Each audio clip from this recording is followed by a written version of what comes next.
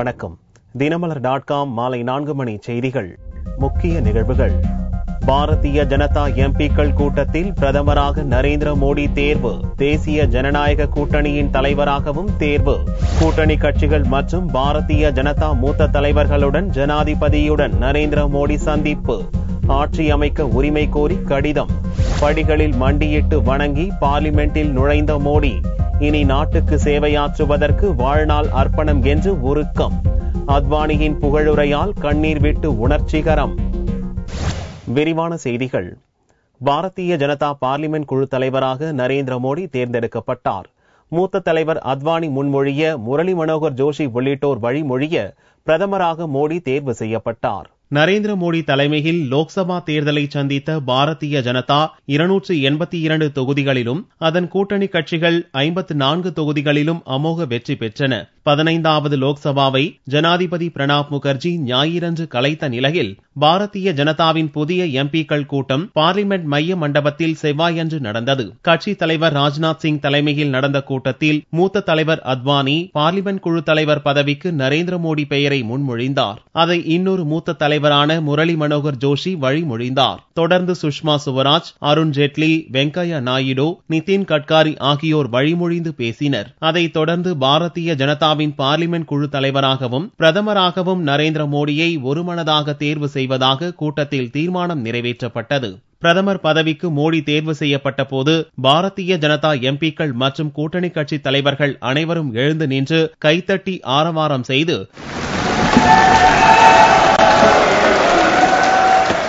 மோடிக்கு வாழ்த்து தெரிவித்தனர். அதைத் தொடர்ந்து பாரதிய ஜனதா தலைவர்கள் மற்றும் எம்பிக்கள் பூங்கொத்து அளித்து மோடிக்கு வாழ்த்து தெரிவித்தனர். பாரதிய ஜனதா எம்பிக்கள் கூட்டத்தை தொடர்ந்து தேசிய ஜனநாயக கூட்டணி தலைவர்களின் கூட்டம் நடந்தது. தெலுங்கு தேசம் கட்சி தலைவர் சந்திரபாபு நாயுடு, சிவசேனா தலைவர் உத்தவ் தாக்கரே, அகாலி தளம் தலைவர் பிரகாஷ் சிங் பாதல் உள்ளிட்டோர் கலந்து கொண்டனர். தேமுதிக தலைவர் விஜயகாந்த், அவரது மனைவி பிரேமலதா, மைத்துனர் சுதீஷ், பாமக இளைஞரணி தலைவர் அன்புமணி, புதிய நீதி கட்சி தலைவர் சண்முகம் ஆகியோரும் கூட்டத்தில் பங்கேற்றனர். பிரதமராக தேர்வு செய்யப்பட்ட மோடிக்கு வாழ்த்து தெரிவித்து கூட்டணி கட்சி தலைவர்கள் பூங்கொத்து மற்றும் சால்வை அளித்தனர். இதைத் தொடர்ந்து நடந்த கூட்டத்தில் தேசிய ஜனநாயக கூட்டணி தலைவராக மோடி தேர்ந்தெடுக்கப்பட்டார். இதைத் தொடர்ந்து பிற்பகலில் பாரதிய ஜனதா மூத்த தலைவர்கள் மற்றும் கூட்டணி கட்சி தலைவர்களுடன் ராஷ்டிரபதி பவன் சென்ற நரேந்திர மோடி ஆட்சி அமைக்க உரிமை கோரினார்.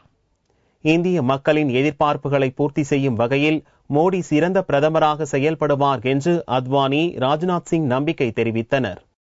பார்லிமெண்ட் மைய மண்டபத்தில் நடந்த பாரதிய ஜனதா எம்பிக்கள் கூட்டத்தில் கட்சித் தலைவர் ராஜ்நாத் சிங் பேசுகையில், முழு மெஜாரிட்டியுடன் பாரதிய ஜனதா ஆட்சி அமைத்திருப்பது இந்திய அரசியல் வரலாற்றில் முக்கியத்துவம் வாய்ந்தது என்றார். பாரதிய ஜனதா நிறுவனர் ஷியாமா பிரசாத் முகர்ஜி, தீன் தயாள் உபாத்யாய் ஆகியோரின் கனவு நரேந்திர மோடியால் இன்று நனவாகி இருப்பதாக பெருமிதத்துடன் கூறினார். குஜராத் முதல்வராக சிறப்பான செயல்பாட்டை அளித்த மோடி பிரதமராகவும் சிறப்பான முறையில் செயல்படுவார் என்று தான் உறுதியாக நம்புவதாகவும் ராஜ்நாத் சிங் கூறினார். மூத்த தலைவர் அத்வானி பேசுகையில், இந்திய மக்களின் எதிர்பார்ப்புகளை பூர்த்தி செய்யும் வகையில் பிரதமர் பதவியில் மோடி செயல்படுவார் என்று தான் நம்புவதாக கூறினார். இந்தியா சுதந்திரம் பெற்ற போதும் 1975ஆம் ஆண்டில் எமர்ஜென்சி காலம் முடிவுக்கு வந்த போதும் தன் கண்கள் பணித்ததாக கூறிய அத்வானி, இப்போது மோடி பிரதமராக தேர்வாகி உள்ள போதும் தன் கண்களில் கண்ணீர் வடிந்ததாக உருக்கத்துடன் கூறினார். இதைத் தொடர்ந்து பாரதிய ஜனதா மூத்த தலைவர்கள் முரளி மனோகர் ஜோஷி, சுஷ்மா சுவராஜ், அருண் ஜேட்லி உள்ளிட்டோர் நாட்டு மக்களின் எதிர்பார்ப்பை நரேந்திர மோடி பூர்த்தி செய்வார் என்று நம்பிக்கை தெரிவித்தனர். பிரதமர் பதவிக்கு தேர்ந்தெடுக்கப்பட்ட மோடி இந்திய மக்களின் எதிர்பார்ப்புகளை பூர்த்தி செய்யும் வகையில் இனி தனது வாழ்க்கையை அர்ப்பணிப்பதாக உறுதியளித்தார். பார்லிமெண்ட் மத்திய ஹாலில் நடந்த பாரதிய ஜனதா எம்பிக்கள் கூட்டத்தில் பிரதமர் பதவிக்கு தேர்ந்தெடுக்கப்பட்ட மோடியின் பேச்சு உணர்ச்சி பிரவாகமாக அமைந்தது. தன்னிடம் மிகப்பெரிய பொறுப்பை ஒப்படைத்தமைக்காக அத்வானி, ராஜ்நாத் சிங் உள்ளிட்ட அனைவருக்கும் நன்றி தெரிவிப்பதாக கூறினார். தனது தலைமையிலான அரசை ஏழைகளுக்காக அர்ப்பணிப்பதாக கூறிய மோடி, ஏழைகளின் பிரச்சினைகளை புரிந்து கொள்ளும் அரசாக தனது அரசு இருக்கும் என்றும் உறுதியளித்தார். நாட்டில் உள்ள கோடான கோடி இளைஞர்கள், தாய்மார்கள், சகோதர சகோதரிகளுக்கு வளர்ச்சியை ஏற்படுத்தி தருவதாக புதிய அரசு அமையும் என்றும் மோடி கூறினார். मैं आप सबका बहुत आभारी हूं कि आपने सर्वसम्मति से मुझे एक नया दायित्व दिया है। मैं विशेष रूप से आडवाणी जी, राजनाथ जी का भी आभारी हूं। उन्होंने मुझे आशीर्वाद भी दिए हैं।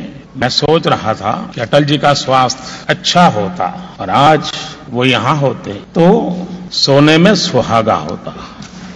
இதற்கு முந்தைய அரசு எதையும் செய்யவில்லை என்று கூற முடியாது என்று தெரிவித்த மோடி அவர்கள் விட்டுச் சென்ற நல்ல திட்டங்களை முன்னெடுத்துச் செல்வேன் என்றார். அதே சமயம் முந்தைய ஆட்சியாளர்கள் மீது கோபம் கொண்ட மக்கள் பாரதிய ஜனதாவுக்கு முழு மெஜாரிட்டி அளித்திருப்பது நம் மீது அவர்கள் வைத்துள்ள நம்பிக்கையே காரணம் என்றார். 125 கோடி மக்களின் நம்பிக்கையையும் எதிர்பார்ப்பையும் பூர்த்தி செய்யும் வகையில் சிறப்பாக செயல்படுவேன் என்று மோடி உறுதி கூறினார்.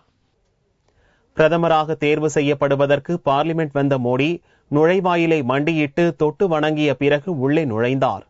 எம்பிக்கள் மத்தியில் உரையாற்றிய மோடி ஒரு கட்டத்தில் உணர்ச்சி வசப்பட்டு கண்ணீர் விட்டு உருக்கமாக பேசினார்.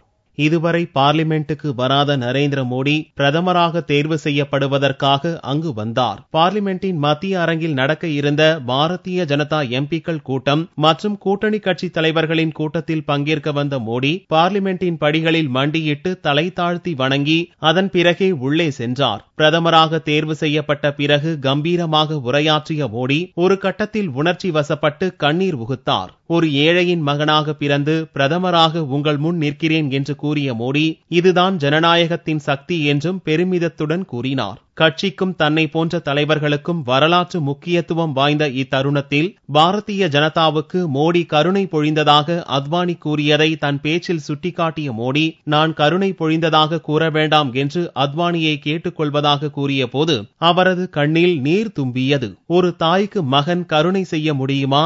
அந்த தாய்க்கு சேவை செய்ய கிடைத்த வாய்ப்பு இது என்றார் மோடி. अडवाणी जी ने एक शब्द प्रयोग किया, मैं अडवाणी जी से प्रार्थना करता हूं वो शब्द उपयोग न करें. उन्होंने कहा नरेंद्र भाई ने कृपा की. क्या मां की सेवा कभी कृपा हो सकती है? कतई नहीं हो सकती. जैसे भारत मेरी मां है वैसे ही भाजपा भी मेरी मां है. குஜராத் முதல்வரான பிறகே முதல்வரின் அலுவலகத்தை தான் பார்த்ததாகவும் அதேபோல இன்றுதான் முதல் முறையாக பார்லிமெண்ட்டுக்கு வருவதாகவும் மோடி கூறினார். இது மோடிக்கு கிடைத்த வெற்றி அல்ல, மோடியை தோளில் தூக்கி சுமந்த மூத்த தலைவர்களின் வெற்றி என்று உணர்ச்சி பெருக்குடன் கூறிய மோடி வாஜ்பாய் நல்ல உடல் நலத்துடன் இங்கே இருந்திருந்தால் சிறப்பாக இருந்திருக்கும் என்றும் கூறினார். இதைத் தொடர்ந்து நடந்த கூட்டணி கட்சி தலைவர்கள் கூட்டத்தில் மோடி மகிழ்ச்சியுடன் தலைவர்களை வரவேற்று பாராட்டினார். தேமுதிக தலைவர் விஜயகாந்த் வாழ்த்த வந்தபோது அவரை கையை பிடித்து தன்னுடன் இழுத்து அணைத்த மோடி அவரது கன்னத்தை தடவி அன்பு பாராட்டினார். அதன் பிறகு பேசிய மோடி விஜயகாந்தின் பிரச்சாரத்துடன் அவரது மனைவி பிரேமலதா பிரச்சாரத்தையும் பாராட்டி கூட்டத்தினர் மத்தியில் அவர் எங்கு இருக்கிறார் என்பதையும் கேட்டு பிரேமலதாவுக்கும் பாராட்டு தெரிவித்தார். ஆலந்தூர் சட்டசபை தொகுதி இடைத்தேர்தலில் வெற்றி பெற்ற அதிமுக எம்எல்ஏ வெங்கட்ராமன் முதல்வர் ஜெயலலிதா முன்னிலையில் பதவி ஏற்றுக் கொண்டார். கடந்த ஏப்ரல் 24ஆம் தேதி நடந்த லோக்சபா தேர்தலுடன் ஆலந்தூர் சட்டசபை தொகுதிக்கான இடைத்தேர்தலும் நடந்தது. இங்கு அதிமுக வேட்பாளர் வெங்கட்ராமன் 18,000க்கும் மேற்பட்ட ஓட்டுகள் வித்தியாசத்தில் வெற்றி பெற்றார். செவ்வாயன்று தலைமைச் செயலகத்தில் தமிழக சபாநாயகர் தனபால் அறையில் முதல்வரும் அதிமுக பொதுச் செயலாளருமான ஜெயலலிதா முன்னிலையில் ஆலந்தூர் எம்எல்ஏவாக வெங்கட்ராமனுக்கு சபாநாயகர் தனபால் பதவி பிரமாணம் செய்து வைத்தார். தேமுதிக அவைத்தலைவர் பண்ருட்டி ராமச்சந்திரன் ராஜினாமாவை தொடர்ந்து நடந்த இந்த இடைத்தேர்தல் வெற்றியை அடுத்து தமிழக சட்டசபையில் அதிமுகவின் பலம் சபாநாயகரை சேர்த்து 152ஆக உயர்ந்துள்ளது. சிபிஎஸ்இ 10ஆம் வகுப்பு தேர்வில் சென்னை மண்டலத்தில் 99.58% பேர் தேர்ச்சி பெற்றுள்ளனர். சிபிஎஸ்இ 10ஆம் வகுப்பு தேர்வு முடிவுகள் திங்களன்று மாலையில் வெளியிடப்பட்டன. சென்னை மண்டலத்திற்கு உட்பட்ட 4 யூனியன் பிரதேசம் மற்றும் 4 மாநிலங்களில் 1,23,279 பேர் தேர்வு எழுதியிருந்தனர். இவர்களில் 1,22,912 பேர் தேர்ச்சி பெற்றுள்ளனர். தமிழகத்தை பொறுத்தவரை தேர்வு எழுதிய 28,579 மாணவர்களில் 28,572 பேர் தேர்ச்சி பெற்றுள்ளனர். 8 மண்டலத்தை பொறுத்தவரை தேர்ச்சி சதவீதம் 99.58 உள்ளதாக தெரிவித்த மண்டல அலுவலர் சுதர்சன ராவ் புதுச்சேரியில் மாணவர்கள் 100% தேர்ச்சி பெற்றுள்ளனர் எனவும் கூறினார். சென்னை மண்டலத்தின் 10ஆம் வகுப்பு தேர்வு முடிவுகள் நேற்று மாலை அறிவிக்கப்பட்டது. இந்த முறை 1,23,279 candidates appeared in the Chennai region. Out of that 1,22,912 were placed under qualified for higher classes. So the overall pass தேர்ச்சி விகிதம் அப்படின்னு எடுத்தீங்கன்னா இது வந்து 99.58. பாண்டிச்சேரியின் தேர்ச்சி விகிதம் 100%, 100%. எல்லா all 964 students they cleared the examination in Pondicherry. தேர்வில் ஒரு பாடத்தில் மட்டும் தோல்வி அடைந்துள்ளவர்கள் ஜூலை மாதத்தில் நடக்கவிருக்கும் சிறப்பு துணைத் தேர்வை எதிர்கொள்ளலாம் என்பது குறிப்பிடத்தக்கது. லோக்சபா தேர்தல் குறித்து ஆராய திமுகவின் உயர்மட்ட செயல் திட்ட குழு கூட்டம் ஜூன் 2ஆம் தேதி நடக்கும் என்று அக்கட்சி அறிவித்துள்ளது.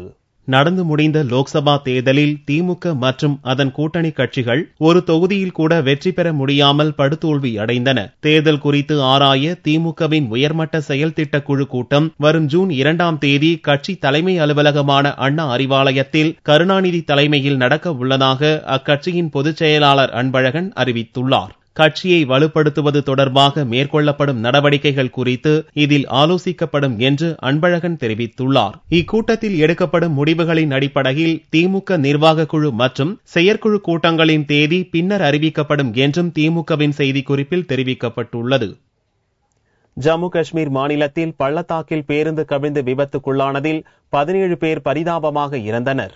ஜம்மு காஷ்மீர் மாநிலம் ராம்பன் மாவட்டத்தில் ஜம்மு ஸ்ரீநகர் நெடுஞ்சாலையில் செவ்வாயன்று அதிகாலை 2:30 மணியளவில் ஒரு பேருந்து சென்று கொண்டிருந்தது. டிக்டோல் எனும் பகுதியில் சென்றபோது அந்த பேருந்து ஒரு வளைவில் திரும்பியது. அப்போது எதிர்பாராத விதமாக 400 அடி பள்ளத்தாக்கில் பாய்ந்தது. இதில் 6 பெண்கள், ஒரு குழந்தை உள்ளிட்ட 17 பேர் சம்பவ இடத்திலேயே இறந்தனர். ராணுவம் மற்றும் போலீஸ் படையினர் விரைந்து சென்று காயமடைந்த 34 பேரை மீட்டு ஹெலிகாப்டர் மூலம் ராம்பன் மாவட்ட மருத்துவமனைக்கு கொண்டு சென்றனர். அங்கு சிலரது நிலைமை கவலைக்கிடமாக இருப்பதால் பலி எண்ணிக்கை மேலும் அதிகரிக்கும் என்று அஞ்சப்படுகிறது. ஸ்ரீநகரிலிருந்து ஜம்முவுக்கு சென்ற அந்த பேருந்தில் சுற்றுலா பயணிகள், மாணவர்கள், தொழிலாளர்கள் இருந்தனர். டிரைவரின் அஜாக்கிரதையால் விபத்து நடந்துள்ளதாக போலீசார் தெரிவித்தனர்.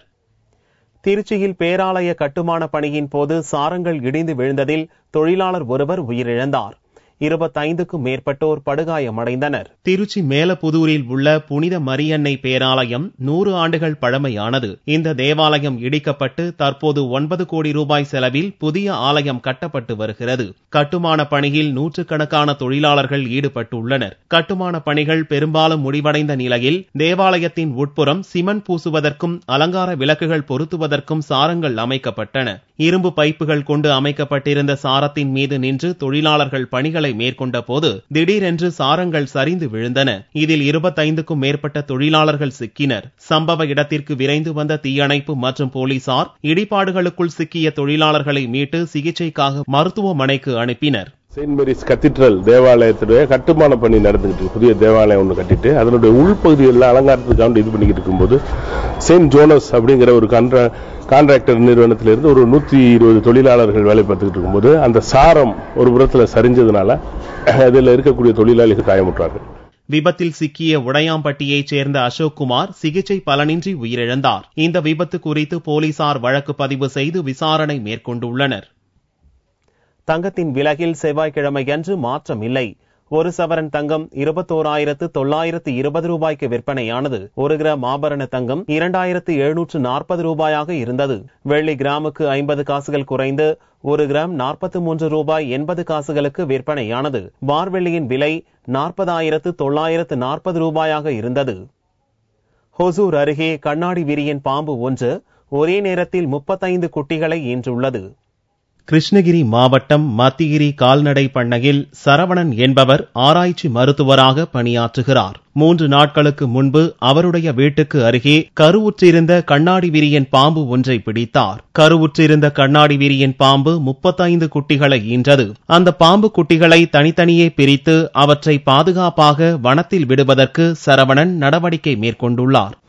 ஒரு 3 நாளைக்கு முன்னாடி ஒசூர்ல இந்த ஒரு பாம்பு கண்ணாடி விரியன் ஒரு பாம்பு இருந்தது. அந்த பாம்பை வந்து இப்போ பிடிச்சி ரிலீஸ் பண்ணுறதுக்கு முன்னாடி நல்ல பாம்பு, பெரிய வயிறுலாம் பெருசாக இருந்ததுனால ஒரு அப்சர்வேஷனில் ஒரு 2 நாள் வச்சுருந்தோம். அது முந்தா நாள் நைட் வந்து பார்க்க ஆரம்பித்தேன். 1-2 குட்டிகள் உள்ளே இருக்கிறது தெரிஞ்சு. அப்புறம் சரி குட்டி போட ஆரம்பிச்சிருச்சு அப்படின்ட்டு அப்சர்வ் பண்ணேன். ஒரு கிட்டத்தட்ட 4 மணி நேரம் நைட்டு 10 மணிக்கு ஆரம்பித்தது. தொடர்ச்சியாக குட்டிகள் ஒன்றா போட்டுகிட்டே இருந்தது. அப்புறம் அந்த குட்டிகள் எல்லாம் வந்து காலையில் அதிலேருந்து எல்லாத்தையும் செப்பரேட் பண்ணி அந்த பெரிய மதர் பாம்பையும் பிரித்து வச்சுட்டு குட்டிகளையும் அதிலிருந்து பிரித்து அப்புறம் ஒன்றா கவுண்ட் பண்ணேன். 35 குட்டிகள் இருந்தது. ஒரே பிரசவத்தில் கண்ணாடி விரியன் பாம்பு 35 குட்டிகள் ஈன்றதை பொதுமக்கள் ஆர்வமுடன் பார்த்து செல்கின்றனர். மீண்டும் செய்திகள் இந்திய நேரப்படி இரவு 8 மணிக்கு. வணக்கம்.